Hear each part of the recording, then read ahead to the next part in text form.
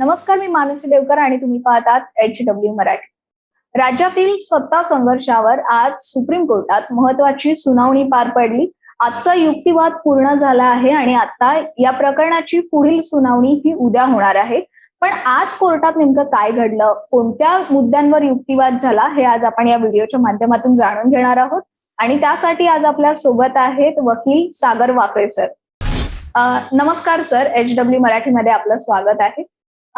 Sir, महाराष्ट्रात अस्तित्वात आलेलं जे सरकार म्हणजेच एकनाथ शिंदे आणि भाजपचं जे सरकार आहे, पण या सरकारमधले जे शिंदे गटाकडचे 16 आमदार जे आहेत ते अपात्र आहेत आणि अशा प्रकारची शिवसेनेने याचिका दाखल केली आणि यावर आज सुनावणी पार पडली. आजचा युक्तिवाद सुद्धा पूर्ण झाला आहे आणि दोन्ही बाजूंनी जोरदार युक्तिवाद झाल्याचं आज पाहायला मिळालं.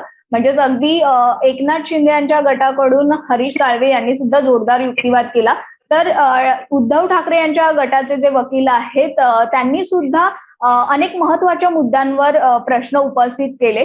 पण हे सर्व पाहता सर काय वाटतं, म्हणजे हे प्रकरण नक्की कुठल्या दिशेने चाललंय? नक्कीच आज सर्वोच्च न्यायालयामध्ये गेल्या 1-1.5 महिन्यांपासून सुरू असलेलं जे सत्ता नाट्य आहे त्याचा न्यायालयीन अंकाची खरी सुरुवात आपण असं म्हणू शकतो. आणि त्याची जी सुरुवात झाली ती अर्थातच आजच्या सुनावणीने झाली.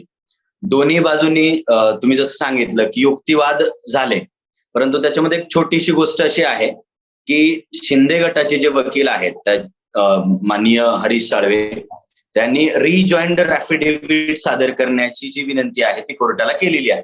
अर्थातच त्यांना आणखी काही मुद्दे मांडायचे आहेत, त्यामुळे आपण असं म्हणूया की आजचा एक पहिला अंक आजच्या त्या सुनावणीमध्ये पार पडला.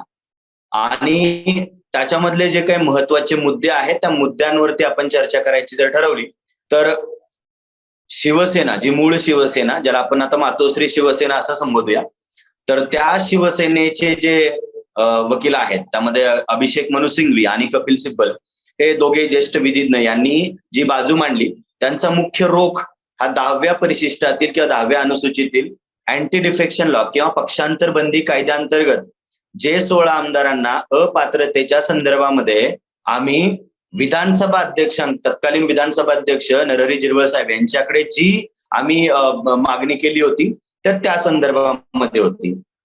सेम टाइम शिंदे गटाचे जे वकील आहेत ज्येष्ठ विधिज्ञ हरीश साळवे साहेब, तर यांचा जो रोख होता तो अर्थातच पक्ष वैधतेकडे होता की आम्हीच मूळ शिवसेना आहोत, त्यामुळे इथे या केसमध्ये अँटी डिफेक्शन लॉ लागू होत नाही हे सांगण्याकडे त्यांचा रोख होता. दोन्ही ज्या बाबी आहेत एक गटाला, म्हणजे आजच्या युक्तिवादात हे पाहायला मिळालं की मूळ शिवसेना गटाला सुप्रीम कोर्टाकडनं अपेक्षा आहे की ह्या 16 आमदारांना अपात्र ठरवण्यासंदर्भातला निर्णय व्हावा, आणि अर्थात शिंदे गटाला अपेक्षा आहे की आम्हीच शिवसेना आहोत आणि आम्हाला शिवसेना म्हणून मान्यता मिळावी आणि आम्हालाच ते चिन्ह मिळावे, तोपर्यंत न्यायालयाने कुठच्या निर्णयापर्यंत पोहोचू नये अशा प्रकारे, किंवा इलेक्शन कमिशनकडनं आम्हाला काहीतरी ठोस मिळत नाही तोपर्यंत तुम्ही कन्क्लुजन पर्यंत पोहोचू नका, असे 2 रोख आजच्या आपल्याला एकूणच आर्ग्युमेंट्स मध्ये पाहायला मिळाले.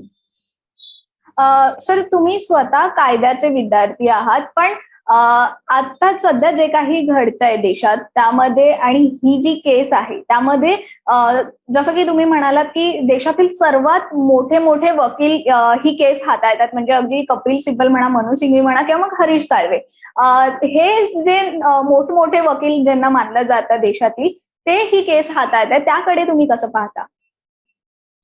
कसं आहे मानसी, या केसमध्ये तुम्ही या क्षेत्रामध्ये कितीही मातब्बर असाल, जेव्हा प्रश्न घटनेच्या संदर्भामध्ये येतो त्याला आपण शब्द वापरतो कोर्टाचं मूळ काम काय, तर आपण जे लोकशाहीचे 4 स्तंभ जर पाहिले तर त्यातला पहिला स्तंभ येतो लेजिस्लेशन, त्यांचं काम आहे की कायदा बनवणं. दुसरा आहे एक्झिक्युशन, ज्यांचं काम आहे कायद्याची अंमलबजावणी करणं. तिसरा जो स्तंभ आहे तो आहे ज्युडिशरी, त्यांचं काम आहे इंटरप्रिटेशन ऑफ लॉ, म्हणजे कायद्याचा अन्वयार्थ लावणं. अर्थातच मग त्यामध्ये वकिलांचं किंवा विधिज्ञांचं काम काय की कोर्टाला to assist the court while interpreting any law, कुठल्याही कायद्याचा अन्वयार्थ लावताना मदत करणे. या केसमध्ये किंवा याच्या अगोदर जेव्हा कॉन्स्टिट्युशनल जेव्हा डायलेमा तयार होतो तेव्हा त्या केसेसमध्ये बऱ्याचदा आपण पाहिलं तर गोंधळ झालेला पाहायला मिळतो. आज मी हे अगदी जबाबदारीपूर्वक सांगेल, की निश्चित कितीही वेळा राज्यघटना वाचलेली असेल, अभ्यासलेली असेल, त्याच्या संदर्भात अनेक केसेस सुप्रीम कोर्टात गेल्या असतील. जेव्हा एखादी बाब नवीन अराईज होते, ही तीच बाब आहे. मी सांगेल की इथून पुढे ही केस जेव्हा जजमेंट येईल तेव्हा ते एक लँडमार्क जजमेंट ठरणार आहे, की पुढील अनेक वर्ष पॉलिटिकल क्रायसिसच्या संदर्भामध्ये हे जे जजमेंट आहे ते जजमेंट हे पथदर्शक ठरणार आहे, की पुढील अनेक काळ हे मार्ग दाखवणारं जजमेंट आहे. तिन्ही नावं जर आपण घेतली तर म्हणजे शिवसेना गटाकडनं अभिषेक मनु सिंघवी आणि दुसरं नाव म्हणजे कपिल सिब्बल आणि हरीश साळवे साहेब, ह्यांचा आजपर्यंतचा ट्रॅक रेकॉर्ड अतिशय सुंदर आहे. परंतु स्टील या या बाबीमध्ये आपण जर एक त्रयस्थ नजरेने जर पाहिलं तर दोघेही आपली बाजू अतिशय ठामपणे मांडताना पाहायला मिळतात. अर्थातच भविष्याचा जर आपण अंदाज आखायचं ठरलं तर कदाचित सीजीआय जे आहे, मुख्य न्यायमूर्ती जे आहे, त्यांनी अगोदरच सांगितलंय की ही काय अशी जजमेंट नाही आहे की आज ऐकलं उद्या ऐकलं आणि त्याच्यावरती जजमेंट. याच्यावरती खूप सखोल जावं लागेल. सुप्रीम कोर्टाला सुद्धा पुरेसा वेळ घ्यावा लागेल.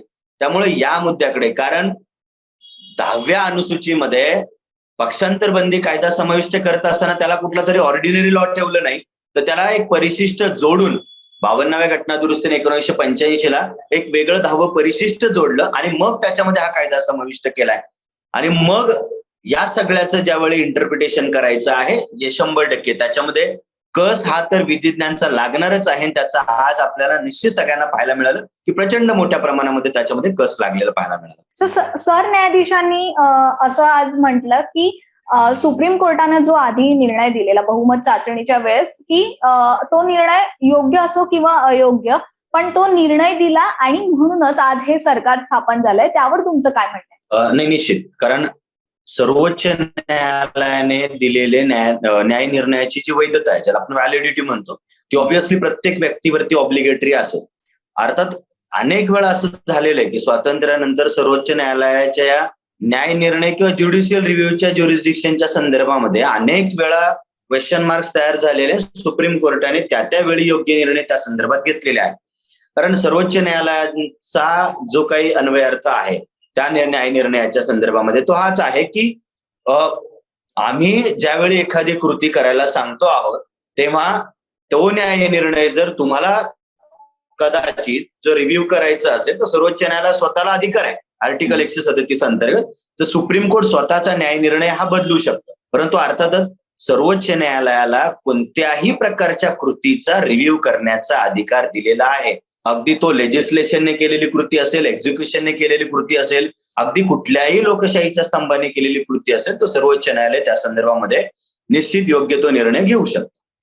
यामध्ये आणखीन एक मला प्रश्न असा विचारावासा वाटतो की शिंदे गट कुठेतरी कन्फ्युज आहे का? कारण जे आज जो युक्तिवाद झाला यानंतर असं म्हणजे साळवेंना जो काही सरन्यायाधीशांनी पुन्हा शेवटला सांगितलं की तुम्ही तुमचा मुद्दा पुन्हा एकदा तयार करा, त्यामुळे शिंदे गट कुठेतरी कन्फ्युज्ड आहे का असा प्रश्न निर्माण होतोय. त्यावर काय म्हणणं आहे? निश्चित बरोबर आहे. कारण त्यामध्ये विशेष करून सीजीआय यांनी त्यांना 2 प्रश्न विचारले. एक तर तुम्ही आज जे म्हणतात की तुम्हीच मूळ शिवसेना आहात आणि दुसऱ्या बाजूला तुम्ही इलेक्शन कमिशनकडे नवीन चिन्हाची मागणी करताय, तर त्याच्यामध्ये तुम्ही एकीकडे मागणी करतायत की आम्हाला नवीन चिन्ह हवंय इलेक्शन कमिशनकडनं आणि एकीकडे सांगतात की आम्ही अशी कोणतीच कृती केलेली नाही की ज्याच्यामुळे तुम्ही आम्हाला under anti defection law avoid ठरवणार.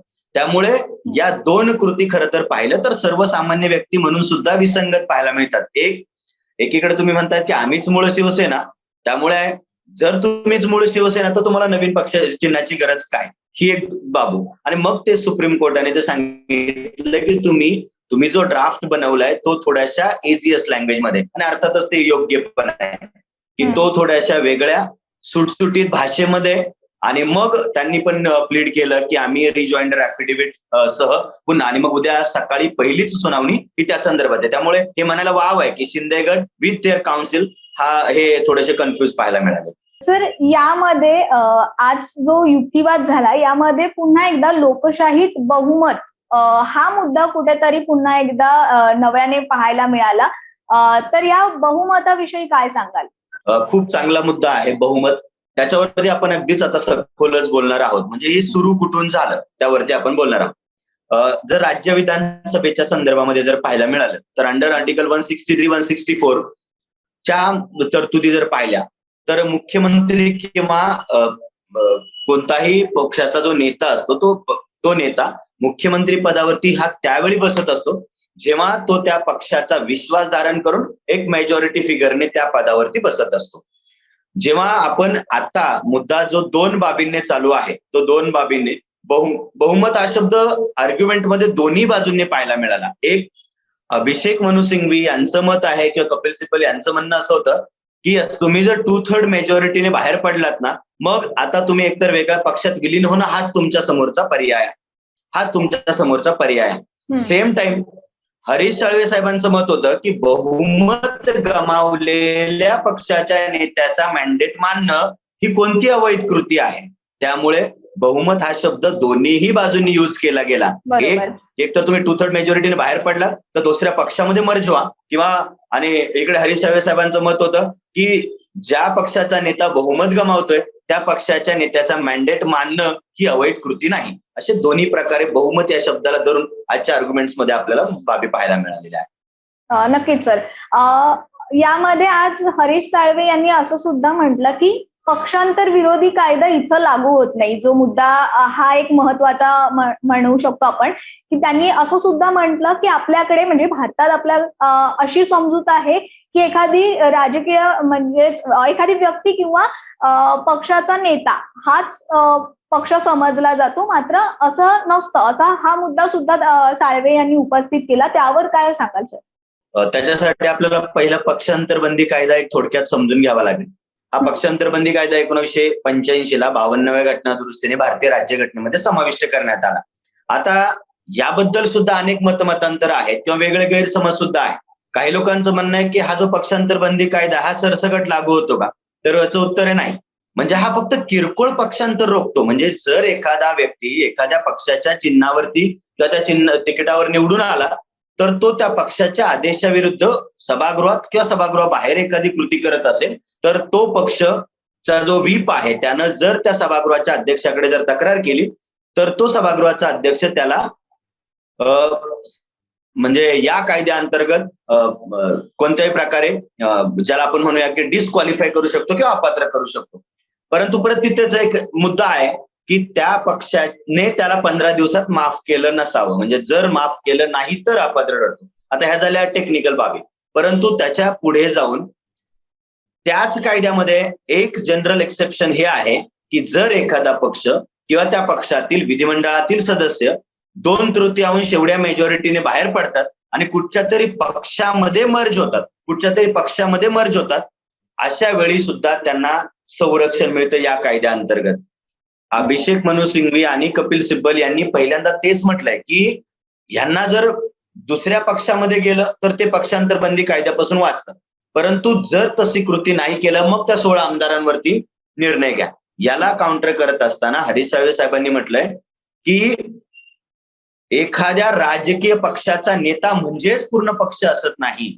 तर जर एखादा राजकीय पक्षाचा नेता ज्याला मेजॉरिटीने हे लोक त्या खुर्चीवरती बसवतात तो जर त्यांना भेटत नसेल, तो जर त्यांचे काही गोष्टी ऐकून घेत नसेल तर अर्थातच सभागृहाचा नेता बदलवण्याचा अधिकार या सगळ्या ज्यांनी पाठिंबा दिला त्यांना प्राप्त होतो. आणि या आर्ग्युमेंटचा जो मुद्दा आहे की जेव्हा अभिषेक मनु सिंघवी म्हणतात की पक्षादेश पाळला नाही, पॉलिटिकल पार्टी मॅन्डेट पाळला नाही, व्हीपचा आदेश पाळला नाही, त्याला काउंटर करत असताना हरीश साळवेंचं मत होतं की पक्ष मॅन्डेट म्हणजे नक्की काय, तुम्हाला नक्की काय म्हणायचं, अशी यांनी कोणती कृती केली. आणि मग त्याच्यामध्ये त्यांनी सांगितलंय, हे सांगतात की आम्ही मूळ शिवसेनेतच आहोत. आम्ही जर मूळ शिवसेनेतच आहोत तर मग आम्ही अशी कोणती कृती केली की ती कोणती कृती दाखवा जी कृती पक्षांतर बंदी कायद्यानुसार आम्हाला अपात्र ठरवते. त्यामुळे त्यांचं असं मत होतं की इथे हा कायदाच लागू नाही. मी मगाशी सांगितलं की हा नुसता एक अँटी डिफेक्शन लॉचाच मुद्दा नाही आहे किंवा इथं 2 एजन्सीज एकाच वेळी काम करत आहेत. एक सुप्रीम कोर्ट ऑफ इंडिया आणि एक इलेक्शन कमिशन ऑफ इंडिया. तुमच्या माझ्या हजारो लोकांना ही केस अनेक गोष्टी शिकून जाणार आहे. परत तेच म्हणजे मग ते आपण लहानपणापासून ऐकत आलो, सहज उपासाने कोंबडी अगोदर की अंडा अगोदर. मग तेच 16 आमदारांच्या अपात्रतेवरचा निर्णय अगोदर की पक्ष म्हणून. आता त्याच्यामध्ये अजून एक मुद्दा मी ऍड करेल की शिंदे गटाला हीच आमची शिवसेना हे अगोदर म्हणून हवंय. शिवसेनेला ते 16 आमदार पहिले अपात्र आहेत हे हवंय. आणि जर त्यातली कोणतीही कृती जर पहिल्यांदा समोर ठेवली, आता त्याच्यातनं बॅलन्स साधणे दोन्ही एजन्सीला फार अवघड जाणार आहे. परंतु जर समजा हीच ती शिवसेना असं मान्य केलं तर आताचं सरकार आहे ते वैध. पण जर ते अमान्य केलं तर आताच्या सरकारच्या वैधतेवर सुद्धा प्रश्नचिन्ह निर्माण होणार आहे. त्यामुळे हा खऱ्या अर्थाने कॉन्स्टिट्युशनल डेडलॉक आपण ज्याला म्हणूया, तो कॉन्स्टिट्युशनल डेडलॉक आपल्याला पाहायला मिळतो. नक्कीच सर. आता आपण जे म्हणालो की शिंदे गटाने असा हे केला आजचा युक्तिवाद की आम्ही पक्षांतर विरोधी कारवाई केली नाही, तर ही पक्षांतर्गत प्रक्रिया आहे असं त्यांचं म्हणणं आहे. सर तुम्हाला काय वाटतं पण याविषयी ही हे प्रक्रिया किंवा असं जे काही त्यांचं जे म्हणणं आहे त्यावर तुमचं काय मत आहे? निश्चित त्यांनी सांगितलं की ह्या पक्षांतर्गत लोकशाहीचा भाग आहे. पक्षांतर्गत लोकशाहीचा भाग आहे या अर्थाने की एकतर भारत हा लोकशाही राष्ट्र आणि जगातील सर्वात मोठी लोकशाही ज्या राष्ट्रामध्ये नांदते त्यामध्ये पक्षांतर लोकशाही असू शकत नाही का?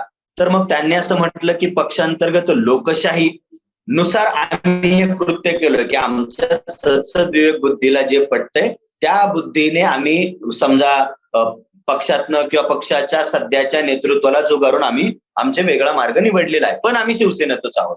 मुद्दा असा आहे की परत एकदा जेव्हा एखादा राजकीय पक्ष म्हणून मान्यता मिळवतो, मग त्याला आपण त्याचे दोन भाग पाडतो, राष्ट्रीय पक्ष आणि प्रादेशिक पक्ष. तेव्हा त्या पक्षाला राजकीय पक्ष म्हणून मान्यता देत असताना इलेक्शन कमिशन ऑफ इंडिया हे त्या पक्षाची स्वतःची एक कॉन्स्टिट्यूशन, जशी देशाची मूलभूत फंडामेंटल लॉ म्हणून आपली जी मूलभूत राज्यघटना आहे तशी प्रत्येक पक्षाची सुद्धा घटना, मग ती घटना काय सांगते. मग परत एकदा आजपर्यंत आपण पाहत आलो शिवसेना या पक्षाला आदेश हा शब्द लागू आहे. मग मुद्दा 1966 पासून आदेश आणि आता तुरंत त्या पक्षातली अंतर्गत लोकशाही. खरं तर हा मुद्दा पहिल्यांदा इलेक्शन कमिशन ऑफ इंडिया मध्ये निकाली लागेल की आमचा जो पक्षांतर्गत लोकशाहीचा भाग आहे, मग चिन्ह, मग नाव, या सगळ्या बाबी. याच्या अगोदरचं जर आपण मुलायम सिंग यादव आणि अखिलेश यादव यांच्या केसचा जर दाखला द्यायचं जर ठरलं तर परत एकदा तेच, पक्ष हा फक्त विधिमंडळात असत नाही, पक्ष हा सर्वसामान्य कार्यकर्त्यांमध्ये सुद्धा असतो. मग पण तो वेगळा मुद्दा आहे, तो इलेक्शन कमिशन ऑफ इंडियामध्ये चर्चेला जाईल किंवा त्याच्यामध्ये त्याच्याबद्दल निर्णय घेतला जाईल.